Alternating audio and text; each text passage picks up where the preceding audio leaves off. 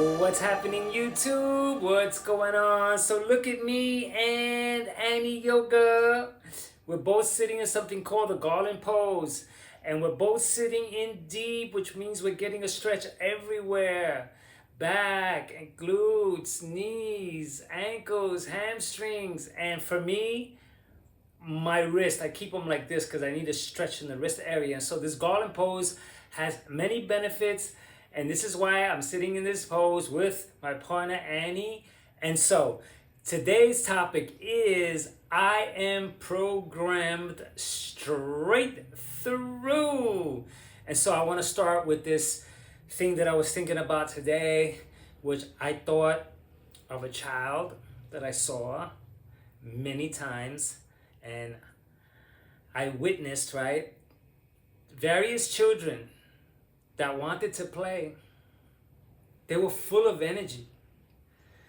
And I can see it because when you're full of energy, you want to play.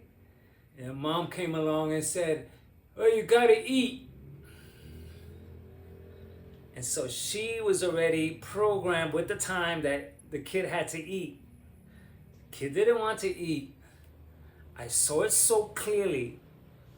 I also see it so clearly that when a kid wants to eat, they freaking eat. I'm around them all the time.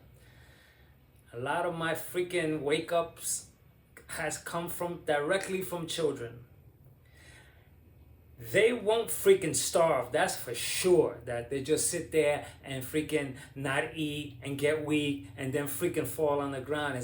I find that to be entirely impossible, but we've been programmed to make sure that a child, I'm sure, like, look, a baby ought to eat that way because the baby does not know. But even though the baby will cry for food, because I'm around a baby too, just a few months old. And I've seen this baby 6 days old up. 6 days old, actually, I'm wrong. The baby freaking cries for food and, mom is ready to feed the baby. And so I got to backtrack a little bit there. But you see that the program will make me think that way.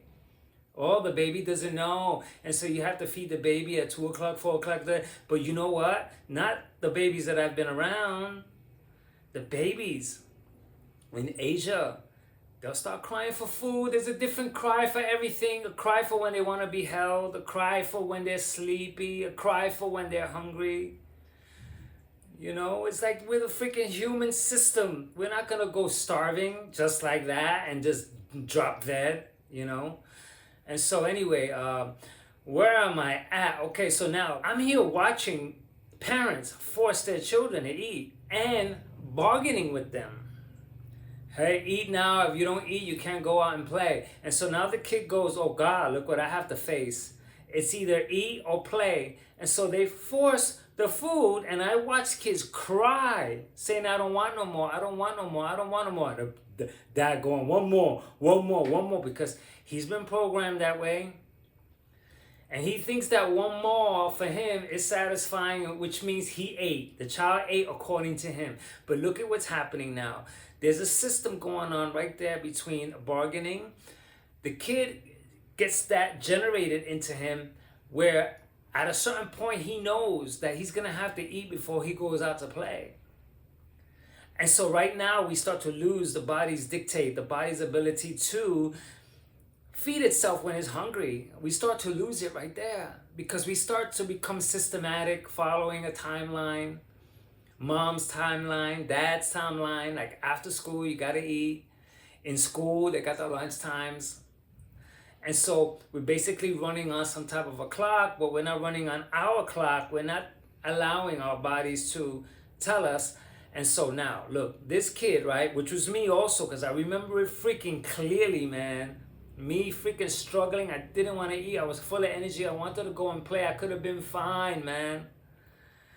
But then now, this kid, right, one way or the other, right, gets to know, like, okay, I know that I gotta eat. And I know parents are gonna be happy when I eat. Also, when I ate all my food, I got a reward for it.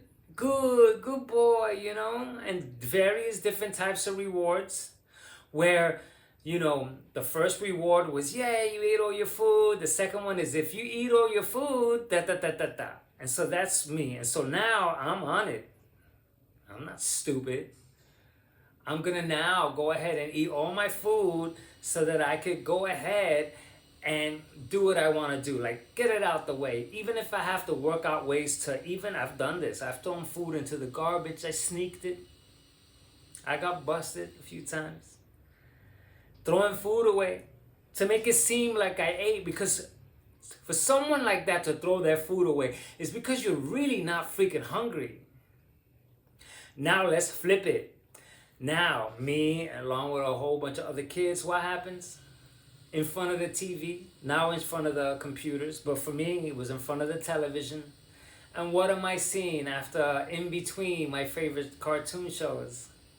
I'm seeing all these ads for Yummy for Your Tummy commercials, the cereals, and they're making these cereals with the kids in the cartoons, so la da da da da da da. And now guess what I have in the closet? All those cereals. And then milk also. Milk was programmed straight through. It was right there from the beginning. I don't even know how to elaborate upon milk, because milk was with me ever since I was born, more or less. After I was breastfed, I believe I was, and then after that, I turned to milk, and milk stayed in my life. I'm going on 59 years old, and milk has been in my life the entire time. So I can't even say if I liked it or I didn't like it. I don't think that's even a question, like or dislike, because we freaking start liking things that we don't like. Like, to start with, I watched kids turn candy down. They turned their faces. They didn't want ice cream. They didn't want cake. One kid that I know wants only fruit. Then there's another kid developed a sweet tooth. I don't know how it happened. Very mysterious. But what I'm trying to say is that, like it or not, I hated beer the first time I tried it. Why did I end up drinking so much and loving beer? Is it programming? Could it be? Could it be doing all the commercials? The Bud commercials, the girls, the Heineken girls all dressed up sexy? Could it be that? Could it be part of that when I wanted to grow up already, that I associated growing up with having a beer in my hand? Like, could it be that? Because beer taste is so freaking disgusting. It don't make sense how I could have just ended up loving it so much unless I freaking got tied into the system through commercials, through society who accept it. Then I'm seeing the grown-ups going to the bar. They get dressed up. They're going to the bar. I want to be an adult. And so what happens is that my friends, they're all drinking. And so guess what I'm going to do? I'm going to drink too. So meanwhile, all that stuff is calories. All that stuff goes along with all the carbs, with all the fast foods, because now, after a few beers, you got to go get some murder burgers. And so now all these, I'm going to call it carbs, even though I don't want to. All these fats, all these carbs, all these fast food is going into my system, and it's habitual. I'm not thinking about it yet because it's not affecting me, but then boom, I start gaining weight, and boom, I start getting sick. And it starts with 2 pounds overweight, 5 pounds overweight, 10 pounds overweight, 15 pounds overweight, and then fluctuate, and then go freaking crazy, end up in the hospitals, them trying to figure out what the hell it was going on. They can't find out what's going on. I take steroids, I take this, not steroids for bodybuilding, but steroids that the doctors try to give me to try to figure out some said problem that I had, some freaking red blood cell problem that I had.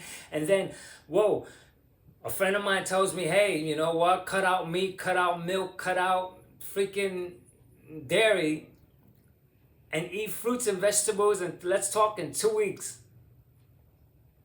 And I did that, and over 9 months following his natural course, which he's not a doctor, he was just turning me on to freaking eating fruits. Like, you know, I started eating an entire watermelon, 6 mangoes. I started to freaking get down with fruits, and I got better.